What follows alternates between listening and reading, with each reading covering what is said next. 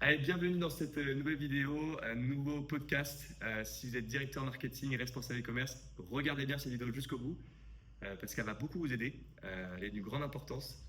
Je suis dans les locaux de l'incubateur Tomcat Factory et accompagné en présence de Vincent. Vincent, le cofondateur de Webin. Bonjour Vincent.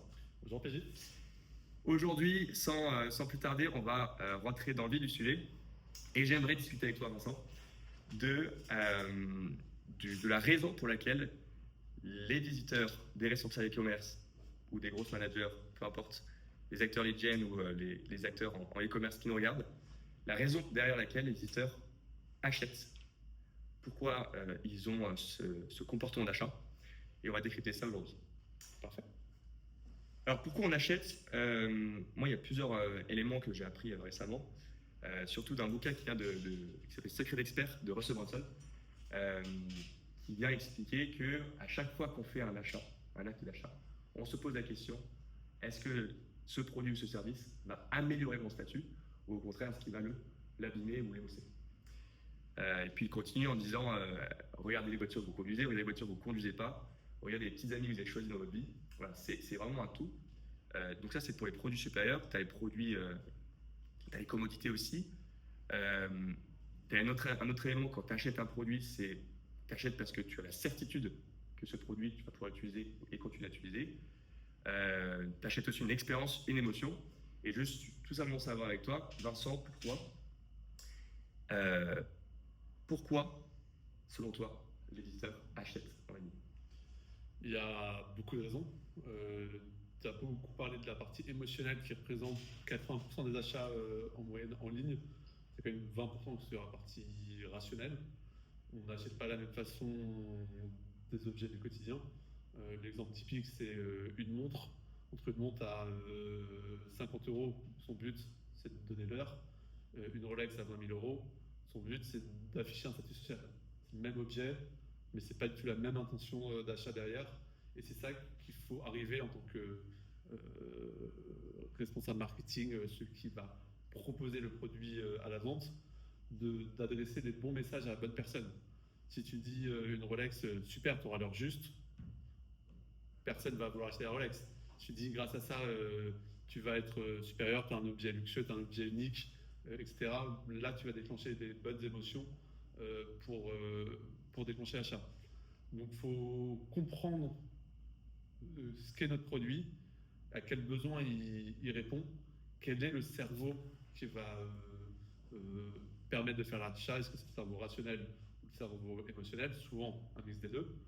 Et du coup, personnaliser le message en fonction de ça et présenter les bons arguments pour avoir justement cet effet waouh chez l'acheteur qui se dise ok, bah, c'est l'objet dont j'ai besoin, c'est le produit dont j'ai besoin, c'est ça qui va me satisfaire. L'achat, à chaque fois, on a cette notion de. Il y a un prix qui est affiché, mais il y a le prix qu'on s'imagine. On n'achète que si le prix qu'on s'imagine est au-dessus du prix qui est affiché. Et le prix qu'on s'imagine n'a aucune rationalité. Encore une fois, pourquoi une Rolex coûterait 20 000 euros alors qu'une montre, il y a des montres à 50 euros? Est-ce qu'il y a du rationnel derrière? Un petit peu, mais est-ce qu'il y a un tel écart? Je ne sais pas. Par contre, naturellement, entre deux montres, on verra rapidement la différence de prix si on demande à l'aveugle, enfin pas à l'aveugle, mais si on montre deux montres avec un écart de prix à deux personnes dans la rue, tout le monde pourra dire qu'il y a un écart de prix. Est-ce qu'ils arriveront à voir la différence et l'écart final? Je ne sais pas. Mais pour pouvoir avoir un achat, il faut qu'on ait une envie et il faut que le prix semble moins cher que ce qu'on avait en tête à la date. Ok. Donc, au niveau de la perception de la valeur, faut qu'elle représente, pour faire simple, x10. Et que, pas forcément x10, mais il faut qu'elle soit super. Qu'elle soit supérieure. Et que, du coup, pour avoir une perception du prix supérieur, il faut montrer les bons arguments et mettre en avant le produit qui fera dire que je suis prêt à payer 100 euros pour ce produit, et en fait, il coûte que 80, donc j'ai l'impression de faire une bonne affaire. Alors que le même produit moins bien marketé, pour ce moment, je dirais, il vaut que 50. On parle du même produit, juste la façon dont le vendre change la valeur perçue et du coup déclenche ou non un acte d'achat. Et le CRO là-dedans, il peut aider à conditionner ces... Bien évidemment, le CRO, le but c'est de comprendre les visiteurs, comprendre leurs intentions, afficher le bon message, les bonnes photos, les bons éléments de rassurance. Il y a toujours 1 million d'éléments de rassurance qu'on peut mettre sur un produit. Ça peut être les méthodes de fabrication, ça peut être l'empreinte écologique, ça peut être la qualité, ça peut être la technicité, ça peut être pas mal de choses. Faut trouver les bons arguments.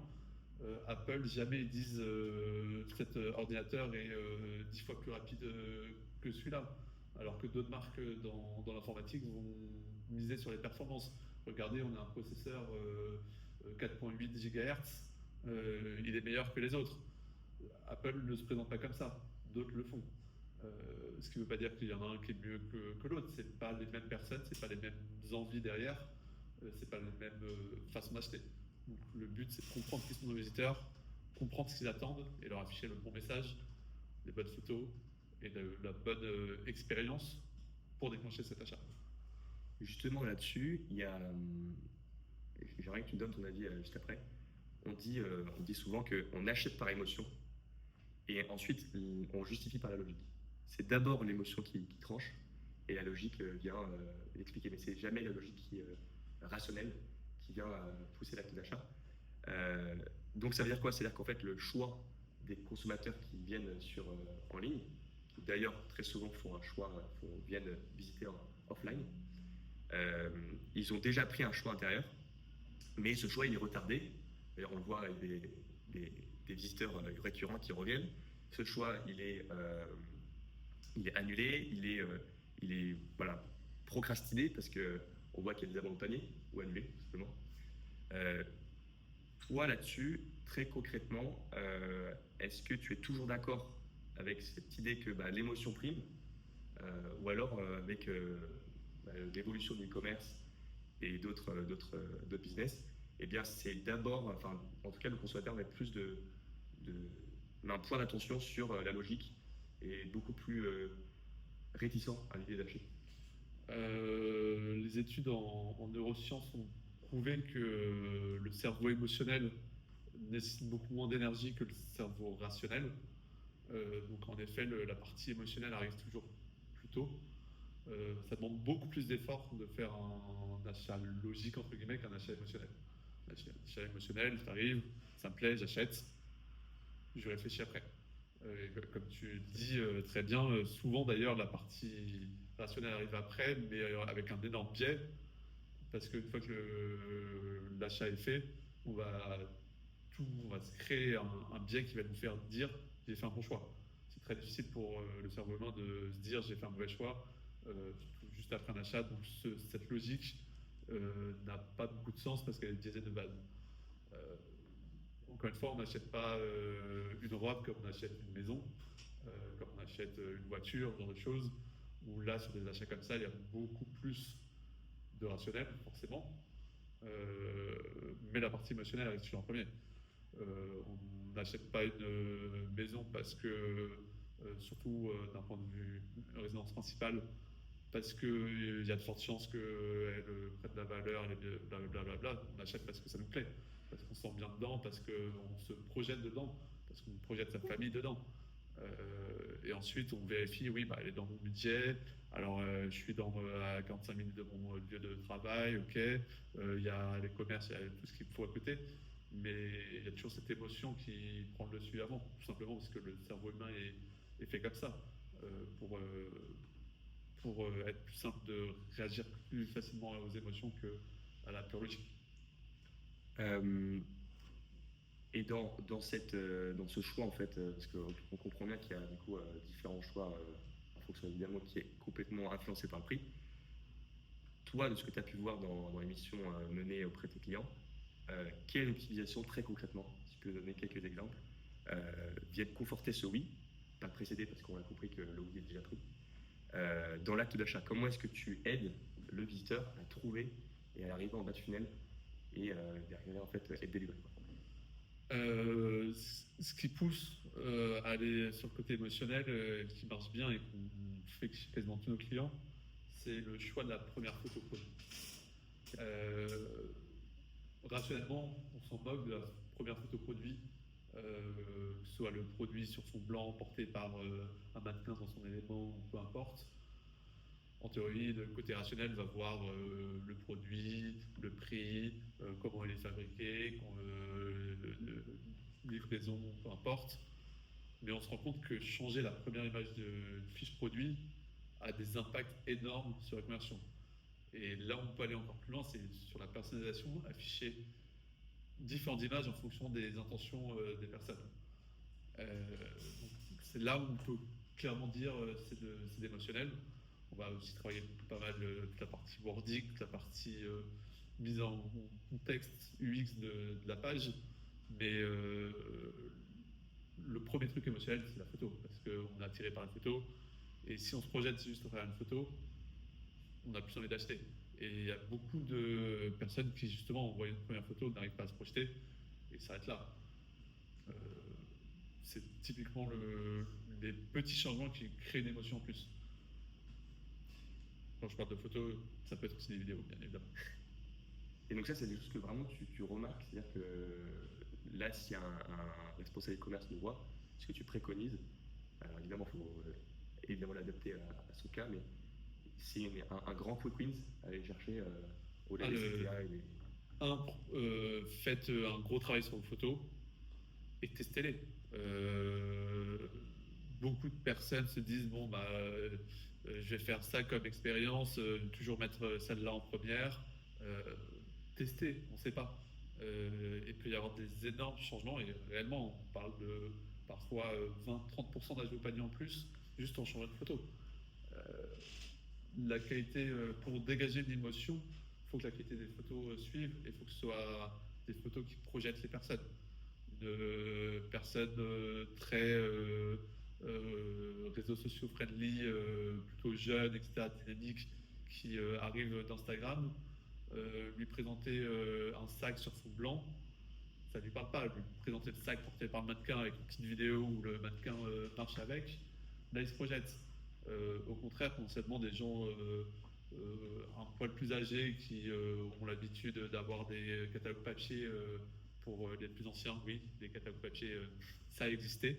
Là, mettre le sac sur fond blanc est peut-être plus avantageux pour voir les détails du sac et ensuite aller voir comment ça rend sur une personne. Donc, chaque personne a des attentes différentes. Il faut pouvoir répondre à ces attentes pour créer cette émotion et se dire c'est le produit qu'il faut. Tu as parlé d'AB test, il faut absolument test and learn son parcours d'achat. Ça évolue, ça s'inscrit dans la durée. Je fais juste une pause. Si vous regardez cette vidéo encore maintenant, c'est pas par hasard. Vous avez forcément des problématiques, ou en tout cas vous avez un intérêt pour ces sujets. Donc prenez un appel en commentaire de cette vidéo, ça n'engage absolument rien. Au meilleur des cas, vous partez avec un plan personnalisé et des recommandations. Au pire des cas, vous repartez avec plus d'informations sur la discipline du CRO. Je fais ce point parce que c'est assez important et on se retrouve du coup, nous on ouvre des créneaux de 10-15 minutes et on peut en discuter directement. Voilà, je reprends. Donc on a parlé de la partie émotion et tu l'as bien expliqué comment on conditionne cette émotion jusqu'à l'achat. Il y a un autre point qui est un principe premier, qui est l'effet de clarté. Donc la clarté, elle gagne tout le temps et elle permet l'achat rapide, en tout cas de fluidifier le parcours. Quelle étape du parcours, selon toi, doit être simplifiée d'urgence quand tu arrives sur une mission, tu sais directement. Alors, voilà, quels sont les patterns qui remontent et qui reviennent souvent là-dessus? Pour moi, l'étape la plus importante, c'est la découvrabilité des produits. Quand on arrive sur un site, on voit beaucoup de produits, on ne sait pas lequel est pour nous, et souvent c'est très compliqué de trouver. Il y a différents points d'accès. Il y a la homepage, quand on arrive en homepage, qui présente déjà forcément des premiers produits, des premières catégories. Il y a de la navigation, le menu. Beaucoup de menus sont très complexes, pas les portes d'entrée que les visiteurs attendent. Ils ont des portes d'entrée logiques pour le commerçant d'un point de vue gamme, d'un point de vue famille, mais pas du tout d'un point de vue expérience utilisateur. Et il y a le deuxième point extrêmement important, la recherche. Mettre en avant la recherche et mettre en avant une recherche qui répond aussi aux attentes. Est-ce qu'on affiche beaucoup de produits, est-ce qu'on en affiche peu, lesquels on affiche en premier? Mais le plus important, c'est faire en sorte que le client, quand il arrive, il ne va pas rester 15 minutes à chercher son produit. On n'est pas comme en magasin physique où il y a cet effet un peu de toucher de produit qui est agréable et qu'on peut, entre guillemets, regarder tous les t-shirts du magasin parce que jusqu'à trouver celui qui nous plaît. En ligne, on a besoin de trouver rapidement le produit. Sinon, tout ce qu'on fait, c'est on ferme l'onglet, on relance sa recherche Google, on va sur le même site. Donc il y a cet enjeu de proposer rapidement les bons produits. Et ça, c'est un des éléments clés justement pour pouvoir réussir à booster ses ventes en ligne. Une fois qu'on a trouvé le bon produit, en effet, il y a ce côté dont on parlait avant d'émotion, créer ce côté, le produit est simple, c'est ton produit, il répond à ton besoin. Et en plus, rajouter un peu toute la réassurance sur ma marque est fiable, tu seras livré rapidement, le paiement est sécurisé, etc. Mais ça, c'est utile qu'à partir du moment où tu trouves le bon produit. Et qu'est-ce qui vient, optimiser, on parlait de valeur perçue au tout départ, qu'est-ce qui va optimiser la valeur perçue? Est-ce que c'est les garanties? Est-ce que c'est les preuves sociales? Là, si tu veux donner trois, est-ce que c'est la promesse? Tout dépend encore une fois de l'acheteur et des produits. Il y a malheureusement, et je m'en excuse, pas une réponse universelle. Faut tester, faut parler à ses utilisateurs, comprendre leurs besoins, comprendre pourquoi ils n'ont pas acheté, comprendre pourquoi ils ont acheté, et du coup afficher les bons messages, les bons éléments de l'assurance. On parle souvent de l'assurance sociale aussi sur les avis, sur les notes. Il y a un gros enjeu aussi de temps en temps sur la partie paiement, la partie livraison, qui sont souvent surtout sur des petites marques, un frein énorme. Est-ce qu'on va rentrer notre code de carte bleue sur ce site que je n'ai jamais vu avant? Justement, le côté rationnel nous dirait, bah non, on va sur Amazon, limite tu payes plus cher, mais même pas toujours, et au moins tu es sûr, paiement sécurisé, tu l'auras demain. Comment faire en sorte que sur le site que tu n'as jamais vu, tu dises, oui, mais de toute façon, ok, le paiement est sécurisé, la livraison est bon, si jamais je dois le retourner, j'ai un bon de retour échangeable gratuit pendant un mois, ce genre de choses. Ça dépend des produits, ça dépend des gens qui achètent. Tester. Tester plein de choses et trouver la bonne combinaison. Ça peut être rajouter des éléments sur le Made in France, sur l'impact social, l'impact environnemental. Ça peut être pas mal de choses. Tester tous les arguments que vous avez et voyez la meilleure combinaison, tout simplement. Dernière question, Vincent. On arrive à terme de ce podcast. J'ai une question concernant les raisons derrière l'achat, pour revenir sur le sujet, la thématique d'aujourd'hui. On dit souvent qu'un visiteur vient pour ses raisons et pas nos raisons.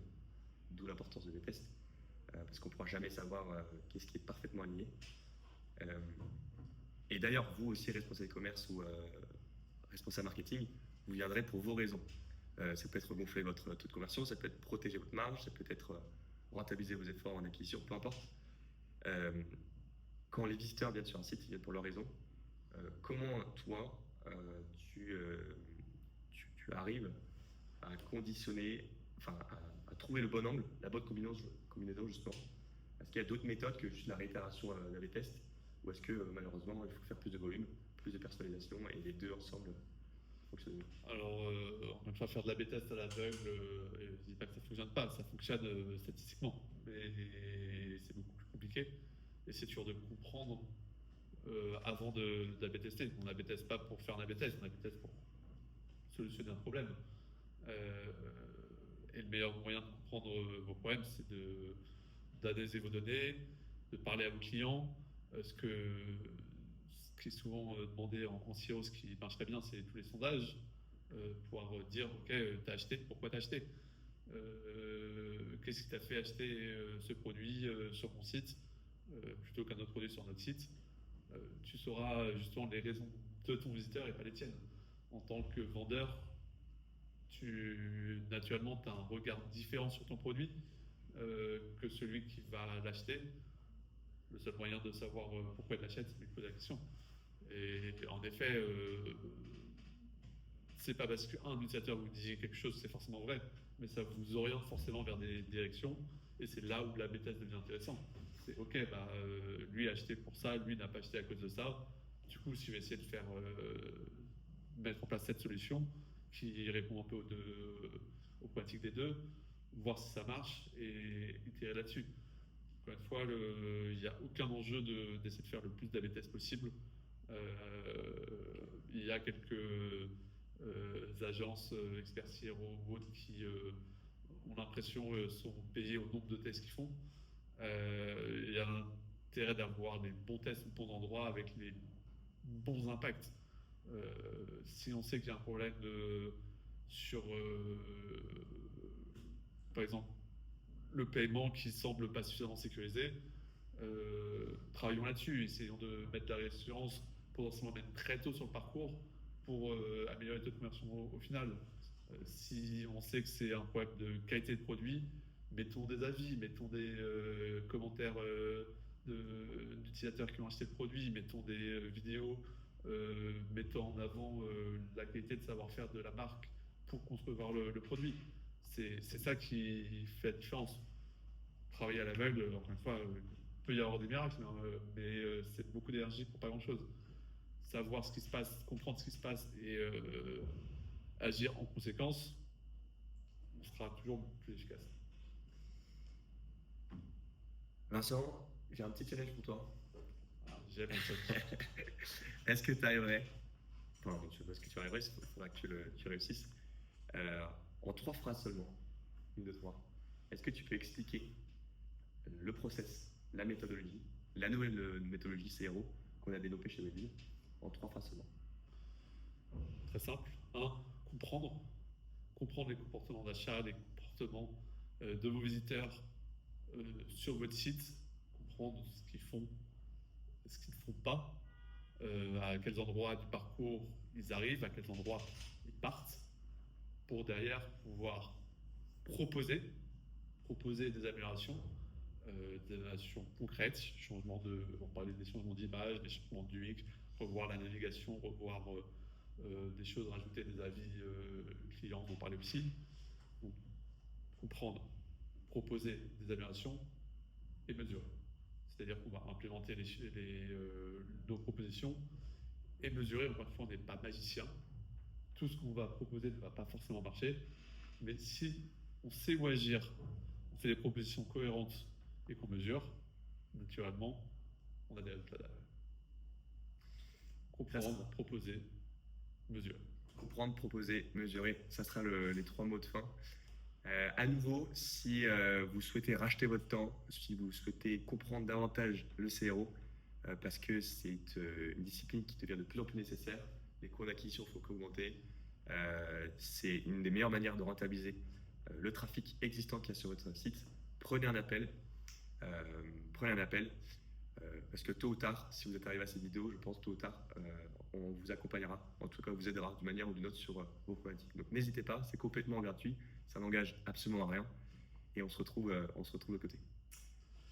Merci Vincent, à bientôt. Salut, bonne journée.